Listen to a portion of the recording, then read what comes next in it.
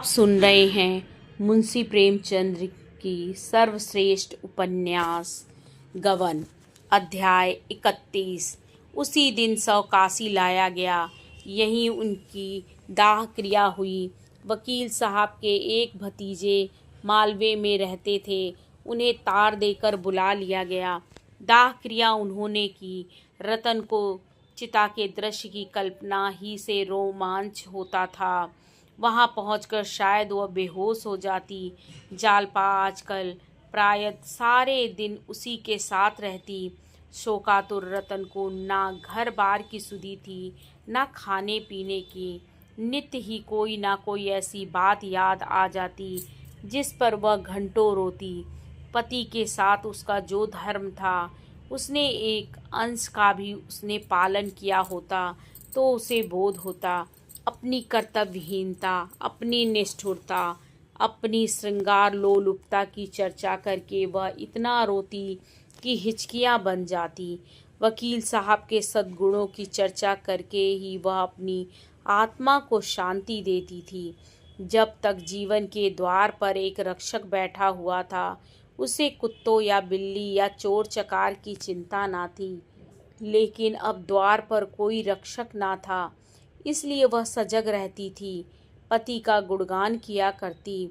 जीवन का निर्वाह कैसे होगा, नौकरों चाकरों में किन किन को जवाब देना होगा, घर का कौन कौन सा खर्च कम करना होगा, इन प्रश्नों के विषय में दोनों में कोई बात ना होती। मानो यह चिंता आत्मा के प्रति अभक्ति होगी। भोजन करना, साफ वस्त्र पहनना और मन को कुछ पढ़कर बहलाना भी उसे अनुचित जान पड़ता था। श्राद्ध के दिन उसने अपने सारे वस्त्र और आभूषण महापात्र को दान कर दिए।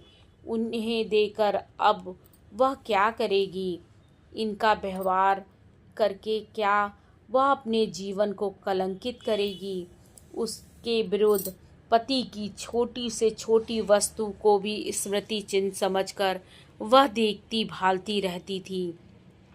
उसका स्वभाव इतना कोमल हो गया था कि कितनी ही बड़ी हानि हो जाए उसे क्रोध न आता था। टीमल के हाथ से चाय का सेट छूटकर गिर पड़ा, पर रतन के माथे पर बल न आया। पहले एक दवा टूट जाने पर इसी टीमल को उसने बुरी डांट लगाई थी, निकाले देती थी, पर आज उससे कई गुने नुकसान पर उसने जबान तक ना खोली।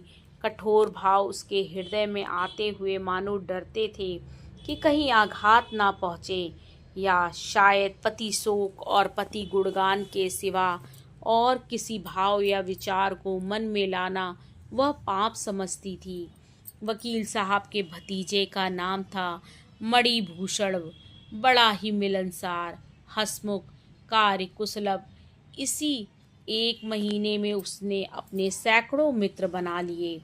शहर में जिन जिन वकीलों और रईसों से वकील साहब का परिचय था, उन सब से उसने ऐसा मेल जोल बढ़ाया, ऐसी बेतकल्लुफ़ी पैदा की कि रतन को खबर नहीं, और उसने बैंक का लेन देन अपने नाम से शुरू कर दिया। इलाहाबाद बैंक में वकील साहब ने 20,000 रुपये जमा थे, उस पर उसने कब्जा कर लिया। मकानों के किराए भी वसूल करने लगा। गांव की तहसील भी खुद ही शुरू कर दी, मानो रतन से कोई मतलब नहीं। एक दिन टीमल ने आकर रतन से कहा, बहू जी, जाने वाला तो चला गया, अब घर द्वार की भी कुछ खबर लीजिए। मैंने सुना भैया जी ने बैंक का सब रुपया अपने नाम करा लिया। रतन ने उसकी ओर ऐसे कठोर कुपित नज़रों से देखा कि उसे फिर कुछ कहने की हिम्मत ना पड़ी। उस दिन शाम को मणिभूषण ने टीमल को निकाल दिया। चोरी का इल्ज़ाम लगाकर निकाला, जिससे रतन कुछ कह भी ना सके। अब केवल महराज रह गए। उन्हें मणिभूषण ने भंग पिला पिलाकर ऐसा मिलाया कि वह उसी का दम भरने लगे। महरी से कहते, बाबूजी का बड़ा रईसाना मिजाज है, कोई सौदा लाओ कभी नहीं पूछते, कितने का लाए, बड़ों के घर में बड़े ही होते हैं। बहू जी बाल की खाल निकाला करती थी, यह बेचारे कुछ नहीं बोलते। मेहरी का मुंह पहले ही सी दिया गया था। उसके अधेड़ यौवन ने नए मालिक की रसिकता को चंचल कर दिया था। वह एक न एक बहाने से बाहरी बैठक में ही मडलाया करती। रतन को जरा भी खबर ना थी किस तरह उसके लिए व्यूह रचा जा रहा था। एक दिन मणिभूषण ने रतन से कहा, काकी जी, अब तो मुझे यहाँ रहना व्यर्थ मालूम होता। मैं सोचता हूँ अब आपको लेकर घर चला जाऊँ। वहाँ आपकी बहू आपकी सेवा करेगी, बाल बच्चों में आपका जी बहल जाएगा और खर्च भी कम हो जाएगा। आप कहे तो यह बंगला बेच दिया जाए, अच्छे दाम मिल जाएंगे। रतन इस पर चौंकी, मानो उसकी मूर्छा भंग हो गई हो, मानो किसी ने उसे झंझोर कर जगा दिया हो। सक पपाई हुई आंखों से उसकी ओर देखकर बोली, क्या मुझसे कुछ कह रहे हो? मणिभूषण, जी हाँ, कह रहा था कि अब हम लोगों का यहाँ रहना व्यर्थ है। आपको लेकर चला जाऊं तो कैसा हो? रतन ने उदासीनता से कहा, हाँ, अच्छा तो होगा। मणिभूषण, काका जी ने कोई वसीयतनामा लिखा हो तो लाइए देखूं। उनको इच्छाओं के आगे सिर झुकाना हमारा धर्म है। रतन ने उसी भांति आकाश पर बैठे हुए जैसे संसार की बातों से अब उसे कोई सरोकार ही ना था जवाब दिया, वसीयत तो नहीं लिखी और क्या ज़रूरत थी? मणिभूषण ने फिर कहा, शायद कहीं लिख कर रख गए हों। रतन, मुझे तो कुछ मालूम नहीं, कभी जिक्र नहीं किया। मणिभूषण ने मन में प्रसन्न होकर कहा, मेरी इच्छा है कि उनकी कोई यादगार बनवा दी जाए। रतन ने उत्सुकता से कहा, हाँ हाँ, मैं भी चाहती हूँ। मणिभूषण, गांव की आमदनी कोई 3,000 साल की है, यह आपको मालूम है? इतना ही उनका वार्षिक दान होता था। मैंने उनके हिसाब को किताब देखी है, 200-250 से किसी महीने में कम नहीं है। मेरी सलाह है कि वह सब ज्यों का त्यों बना रहे। रतन ने प्रसन्न होकर कहा, हाँ और क्या? मणिभूषण, तो गांव की आमदनी तो धर्मार्थ पर अर्पण कर दी जाए। मकानों का किराया कोई 200 रुपये महीना है। इससे उनके नाम पर एक छोटी सी संस्कृत पाठशाला खोल दी जाए। रतन, बहुत अच्छा होगा। मणिभूषण, और यह बंगला बेच दिया जाए, इस रुपए को बैंक में रख दिया जाए। रतन, बहुत अच्छा होगा। मुझे रुपए पैसे की अब क्या ज़रूरत? मणिभूषण, आपकी सेवा के लिए हम सब हाजिर हैं। मोटर भी अलग कर दी जाए, अभी से यह फिक्र की जाएगी, तब जाकर कहीं 2-3 महीने में फुर्सत मिलेगी। रतन ने लापरवाही से कहा, अभी जल्दी क्या है, कुछ रुपए बैंक में तो हैं। मणिभूषण, बैंक में कुछ रुपए थे, मगर महीने भर से खर्च भी तो हो रहे हैं। 1,000-500 पड़े होंगे। यहाँ तो रुपए जैसे हवा में उड़ जाते हैं। मुझसे तो इस शहर में 1 महीना भी ना रहा जाए। मोटर को तो जल्द ही निकाल देना चाहिए। रतन ने इसके जवाब में यही कह दिया, अच्छा तो होगा। वह उस मानसिक दुर्बलता की दशा में थी जब मनुष्य को छोटे छोटे काम भी असूझ मालूम होने लगते हैं। मणिभूषण की कार्यकुशलता ने एक प्रकार से उसे पराभूत कर दिया। इस समय जो उसके साथ थोड़ी सी भी सहानुभूति दिखा देता, उसी को वह अपना शुभ चिंतक समझने लगती। शोक और मनस्ताप ने उसके मन को इतना कोमल और नर्म बना दिया था, उस पर किसी की भी छाप पड़ सकती थी। उसकी सारी मलिनता और भिखैता मानो भस्म हो गई थी। वह सभी को अपना समझती थी। उसे किसी पर संदेह ना था, किसी से शंका ना थी। कदाचित उसके सामने कोई चोर भी उसकी संपत्ति का अपहरण करता तो वह शोर ना मचाती। अध्याय 32। पॉडसी के बाद से जालपा ने रतन के घर आना जाना कम कर दिया। केवल एक बार घंटे 2 घंटे के लिए चली जाया करती थी। इधर कई दिनों से मुंशी दयानाथ को ज्वर आने लगा था। उन्हें ज्वर से छोड़कर कैसे जाती। मुंशी जी को जरा भी ज्वर आता तो वह बक बक करने लगते थे। कभी गाते, कभी रोते, कभी यमदूतों को अपने सामने नाचते देखते। उनका जी चाहता था कि सारा घर मेरे पास बैठा रहे, संबंधियों को भी बुला लिया जाए, जिससे वह सबसे अंतिम भेंट कर ले, क्योंकि इस बीमारी से बचने की उन्हें आशा ना थी। यमराज स्वयं उनके सामने विमान लिए खड़े थे। जागेश्वरी और सब कुछ सह सकती थी, उनकी बक झक ना सुन सकती थी। जहाँ ही वो रोने लगते, वह कमरे से निकल जाती। उसे भूत बाधा का भ्रम होता था। मुंशी जी के कमरे में कई समाचार पत्रों के फाइल थे। यही उन्हें एक व्यसन था। जालपा का जी वहाँ बैठे बैठे घबराने लगता। वह उन फाइलों को उलट पलट कर देखने लगती। एक दिन उसने एक पुराने पत्र में शतरंज का एक नक्शा देखा, जिसे हल कर देने के लिए किसी सज्जन ने पुरस्कार भी रखा था। उसे ख्याल आया कि जिस ताक पर रामानाथ की विसात और मुहरे रखे हुए हैं, उस पर एक किताब में कई नक्शे भी दिए हुए हैं। वह तुरंत दौड़ी हुई ऊपर गई और वह कॉपी उठा लाई। यह नक्शा उस कॉपी में मौजूद था, और नक्शा ही ना था, उसका हल भी दिया हुआ था।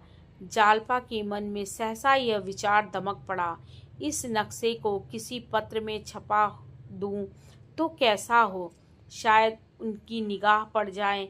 यह नक्शा इतना सरल तो नहीं है कि आसानी से हल हो जाए। इस नगर में जब कोई उसका सानी नहीं है, तो ऐसे लोगों की संख्या बहुत नहीं हो सकती जो यह नक्शा हल कर सके। जब उन्होंने यह नक्शा हल किया है तो इसे देखते ही फिर हल कर लेंगे। जो लोग पहली बार देखेंगे, उन्हें 2-1 दिन सोचने में लग जाएंगे। मैं लिख दूंगी कि जो सबसे पहले हल कर ले, उसी को पुरस्कार दिया जाए। जुआ तो है ही, उन्हें रुपए ना भी मिले तो भी इतना तो संभव है कि हल करने वाले में उनका नाम भी तो कुछ पता चल जाएगा। कुछ भी ना हो तो रुपए ही तो जाएंगे। 10 रुपए का पुरस्कार रख दूं। पुरस्कार कम होगा तो कोई बड़ा खिलाड़ी इधर ध्यान ना देगा। यह बात भी रमा के हित की ही होगी। इसी उधेड़-बुन में वह आज रतन से ना मिल सकी। रतन दिन भर उसकी राह देखती रही। जब वह शाम को भी ना गई तो उससे ना रहा गया। आज वह पति शोक के बाद पहली बार घर से निकली। कहीं रौनक ना थी, कहीं जीवन ना था, मानो सारा नगर शोक मना रहा है। उसे तेज मोटर चलाने की धुन थी, पर आज वह तांगे से भी कम जा रही थी। एक वृद्धा को सड़क के किनारे बैठे देखकर उसने मोटर रोक दिया और उसे 4 आने दे दिए। कुछ आगे और बढ़ी तो 2 कांस्टेबल एक कैदी को लिए जा रहे थे। उसने मोटर रोककर एक कांस्टेबल को बुलाया और उसे 1 रुपया देकर कहा, इस कैदी को मिठाई खिला देना। कांस्टेबल ने सलाम करके रुपया ले लिया। दिल में खुश हुआ, आज किसी भाग्यवान का मुंह देखकर उठा था। जालपा ने उसे देखते ही कहा, क्षमा करना बहन, आज मैं ना आ सकी। दादाजी को कई दिन से ज्वर आ रहा है। रतन ने तुरंत मुंशी जी के कमरे की ओर कदम उठाया और पूछा, यही है ना? तुमने मुझसे ना कहा? मुंशी जी का ज्वर इस समय कुछ उतरा हुआ था।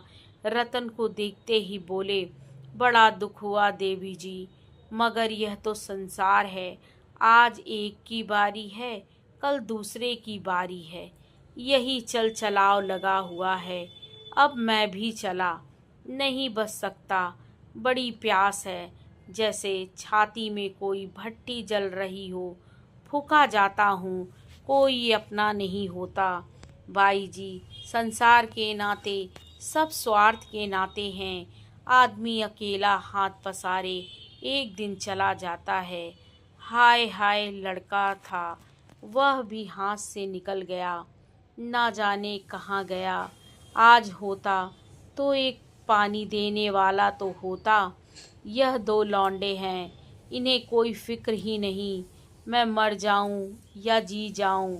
इन्हें 3 वक्त खाने को चाहिए, 3 पानी पीने को, बस, और किसी काम के नहीं। यहाँ बैठते दोनों का दम घुटता है। क्या करूं, अब की ना बचूंगा। रतन ने तस्कीम दी। यह मलेरिया है, 2-4 दिन में आप अच्छे हो जाएंगे, घबराने की कोई बात नहीं। मुंशी जी ने दीन नज़रों से देखकर कहा, बैठ जाइए बहू जी, आप कहती हैं, आपका आशीर्वाद है तो शायद बच जाऊं, लेकिन मुझे तो आशा नहीं है। मैं भी ताल ठोके यमराज से लड़ने को बैठा हूँ। अब उनके घर मेहमानी खाऊंगा। अब कहाँ जाते हैं बचकर बचा, ऐसा ऐसा रंगे दूँ कि वह भी याद करें। लोग कहते हैं वहाँ भी आत्माएं इसी तरह रहती हैं, इसी तरह वहाँ भी कचहरियाँ हैं, हाकिम हैं, राजा हैं, रंक हैं, व्याख्यान होते हैं, समाचार पत्र छपते हैं। फिर क्या चिंता है, वहाँ भी अहलमद हो जाएगा, मज़े से अखबार पढ़ा करूँगा। रतन को ऐसी हंसी छूटी कि वहाँ खड़ी ना रह सकी। मुंशी जी विनोद के भाव से वे बातें नहीं कह रहे थे, उनके चेहरे पर गंभीर विचार की रेखा थी। आज 1.5-2 महीनों के बाद रतन हंसी, और इस असामयिक हंसी को छिपाने के लिए वह कमरे से निकल आई। उसके साथ ही जालपा भी बाहर आ गई। रतन ने अपराधी नज़रों से उसकी ओर देखकर कहा, दादाजी ने मन में क्या समझा होगा, सोचते होंगे मैं तो जान से मर रहा हूँ और इसे हंसी सूझती है, अब वहाँ ना जाऊँगी। नहीं, ऐसी ही कोई बात फिर कहेंगे तो मैं बिना हंसे ना रह सकूँगी। देखो तो आज कितनी बेमौका हंसी आई है। वह अपने मन को इस उच्छृंखलता के लिए धिक्कारने लगी। जालपा ने उसके मन का भाव ताड़ कर कहा, मुझे अक्सर इनकी बातों पर हंसी आ जाती है बहन। इस वक्त तो इनका ज्वर कुछ हल्का है, जब जोर का ज्वर होता है तब तो यह और भी ऊल जलूल बकने लगते हैं। उस वक्त हंसी रोकनी मुश्किल हो जाती है। आज सवेरे कहने लगे, मेरा पेट भक हो गया है, मेरा पेट भक हो गया। इसकी रट लगा दी। इसका आशय क्या था अब मैं समझ सकी। ना अम्मा समझ सकी, पर वह बराबर यही रटे जाते थे। पेट भक हो गया, पेट भक हो गया। आओ कमरे में चले। रतन, मेरे साथ ना चलोगी? जालपा, आज तो ना चल सकूंगी बहन, कल आओगी? कह नहीं सकती, दादा का जी कुछ हल्का रहा तो आऊंगी। नहीं भाई, जरूर आना, तुमसे एक सलाह करनी है। क्या सलाह है? मन्नी कहते हैं यहाँ अब रहकर क्या करना है, घर चलो, बंगले को बेच देने को कहते हैं। जालपा ने एकाएक ठिठक कर उसका हाथ पकड़ लिया और बोली, यह तो तुमने बुरी खबर सुनाई बहन। मुझे इस दशा में तुम छोड़कर चली जाओगी, मैं ना जाने दूंगी। मन्नी से कह दो बंगला बेच दे, मगर जब तक उनका कुछ पता ना चल जाएगा मैं तुम्हें ना छोड़ूंगी। तुम कुल 1 हफ्ते बाहर रही, मुझे एक एक पल पहाड़ हो गया। मैं ना जानती थी कि तुमसे इतना प्रेम हो गया। अब तो शायद मैं मर ही जाऊं। नहीं बहन, तुम्हारे पैरों पड़ती हूँ, अभी जाने का नाम ना लेना। रतन की भी आंखें भर आई, बोली, मुझसे भी वहाँ ना रहा जाएगा। सच कहती हूँ, मैं तो कह दूंगी, मुझे नहीं जाना। जालपा उसका हाथ पकड़े हुए ऊपर अपने कमरे में ले गई और उसके गले में हाथ डालकर बोली, कसम खाओ कि मुझे छोड़ कर ना जाओगी। रतन ने उसे अखबार में लेकर कहा, लो कसम खाती हूँ, ना जाऊंगी, चाहे इधर की दुनिया उधर हो जाए। मेरे लिए वहाँ क्या रखा है? बंगला भी क्यों बेचूं?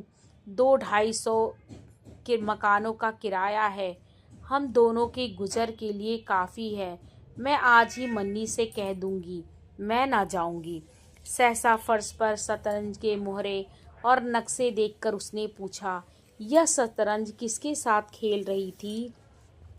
जालपा ने शतरंज के नक्शे पर अपने भाग्य का पासा फेंकने की जो बात सोची वह सब उसने कह सुनाई। मन में डर रही थी, यह कहीं इस प्रस्ताव को व्यर्थ ना समझे, पागलपन ना ख्याल करे। लेकिन रतन सुनते ही बाग-बाग हो गई। बोली, 10 रुपए तो बहुत कम पुरस्कार है, 50 रुपए कर दो, रुपए मैं देती हूँ। जालपा ने शंका की, लेकिन इतने पुरस्कार के लोभ में कहीं अच्छे शतरंजबाजों ने मैदान में कदम रखा तो?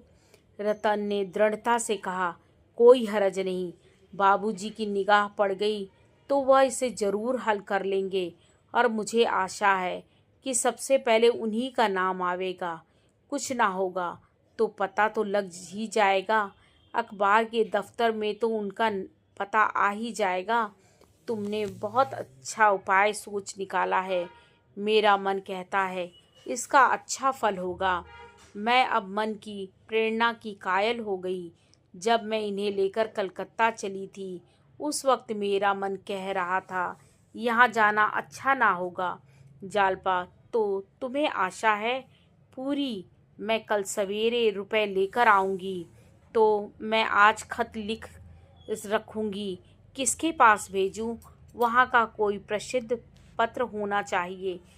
वहाँ तो प्रजामित्र की बड़ी चर्चा थी, पुस्तकालयों में लोग अक्सर उसी को पढ़ते नजर आते थे।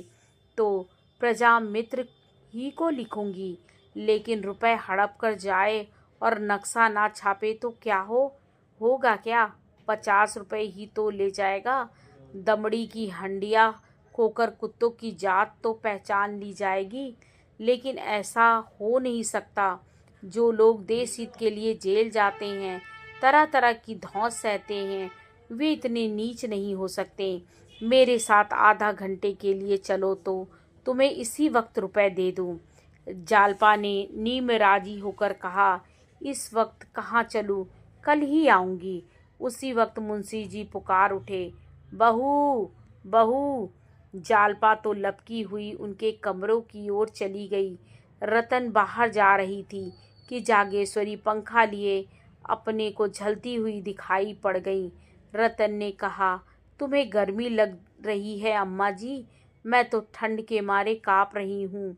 अरे, तुम्हारे पाँव में यह क्या उजला उजला लगा हुआ है? क्या आटा पीस रही थी? जागेश्वरी ने लज्जित होकर कहा, हाँ, बैद जी ने इन्हें हाथ के आटे की रोटी खाने को कहा है। बाजार में हाथ का आटा कहाँ मैस कर, मोहल्ले में कोई पीसनहारी नहीं मिलती, मजूरियन तक चक्की में आटा पिसवा लेती हैं। मैं तो एक आना शेर देने को राजी हूँ, पर कोई मिलती ही नहीं। रतन ने अचंभे से कहा, तुमसे चक्की चल जाती है? जागेश्वरी ने झेप से मुस्कुराकर कहा, कौन बहुत था, पाव भर तो 2 दिन के लिए हो जाता है, खाते नहीं एक और भी। बहू पीसने जा रही थी, लेकिन फिर मुझे उसके साथ बैठना पड़ता। मुझे रात भर चक्की पीसना गौ है, उसके पास घड़ी भर बैठना गौ नहीं। रतन जाकर जात के पास 1 मिनट खड़ी रही, फिर मुस्कुराकर माची पर बैठ गई और बोली, तुमसे तो अब जात ना चलता होगा माँ जी, लाओ थोड़ा सा गेहूँ मुझे दो, देखूँ तो। जागेश्वरी ने कानों पर हाथ रखकर कहा, अरे नहीं बहू, तुम क्या पीसोगी, चलो यहाँ से। रतन ने प्रमाण किया दिया, मैंने बहुत दिनों तक पीसा है माँ जी, जब मैं अपने घर थी तो रोज पीसती थी मेरी अम्मा। लाओ थोड़ा सा गेहूँ, हाथ दुखने लगेगा, छाले पड़ जाएंगे। कुछ नहीं होगा माँ जी, आप गेहूँ तो लाइए। जागेश्वरी ने उसका हाथ पकड़कर उठाने की कोशिश करके कहा, गेहूँ घर में नहीं है, अब इस वक्त बाजार से कौन लाए। अच्छा चलिए, मैं भंडारे में देखूँ गेहूं होगा कैसे नहीं। रसोई की बगल वाली कोठरी में सब खाने पीने का सामान रहता था। रतन अंदर चली गई और हांडियों में टटोल टटोल कर देखने लगी। एक हांडी में गेहूं निकल आए। बड़ी खुश हुई, बोली, देखो माँ जी, निकले कि नहीं, तुम मुझसे बहाना कर रही थी। उसने एक टोकरी में थोड़ा सा गेहूं निकाल लिया और खुश खुश चक्की पर जाकर पीसने लगी। जागेश्वरी ने जाकर जालपा से कहा, बहू, वह जात पर बैठी हुई गेहूं पीस रही है। उठाती हूँ, उठती ही नहीं, कोई देख ले तो क्या कहे। जालपा ने मुंशी जी के कमरे से निकलकर सास की घबराहट का आनंद उठाने के लिए कहा, यह तुमने क्या गजब किया अम्मा जी, सचमुच कोई देख ले तो नाक ही कट जाए। चलिए जरा देखूं। जागेश्वरी ने विवशता से कहा, क्या करूं, मैं तो समझा के हार गई, मानती ही नहीं। जालपा ने जाकर देखा तो रतन गेहूं पीसने में मग्न थी। विनोद के स्वाभाविक आनंद से उसका चेहरा खिला हुआ था। इतनी ही देर में उसके माथे पर पसीने की बूंद आ गई थी। उसके बलिष्ठ हाथों में जांत लट्टू के समान नाच रहा था। जालपा ने हंसकर कहा, ओरी, आटा महीन हो, नहीं पैसे ना मिलेंगे। रतन को सुनाई ना दिया। बहरों की भांति अनिश्चित भाव से मुस्कुराई। जालपा ने और जोर से कहा, आटा खूब महीन पीसना, नहीं पैसे ना पावेगी। रतन ने हंसकर कहा, जितना महीन कहिए उतना महीन पीस दूं बहू जी, पिसाई अच्छी मिलनी चाहिए। जालपा, मोले शेर। रतन, मोले शेर नहीं। जालपा, मुंह धो आओ, धोले शेर मिलेंगे। रतन, मैं यह सब पीस कर उठूंगी, तुम यहाँ क्यों खड़ी हो। जालपा, आ जाऊं, मैं भी खिंचा दूं। रतन, जी चाहता है कोई जात का गीत गाऊं। जालपा, अकेले कैसे गाओगी। जागेश्वरी से, अम्मा, आप जरा दादाजी के पास बैठ जाए, मैं अभी आती हूँ। जालपा भी जात पर जा बैठी और दोनों जात का यह गीत गाने लगी। मोही जोगिन बना के कहाँ गए रे जोगिया। दोनों के स्वर मधुर थे। जात की घुमुर घुमुर उनके स्वर के साथ साज का काम कर रही थी।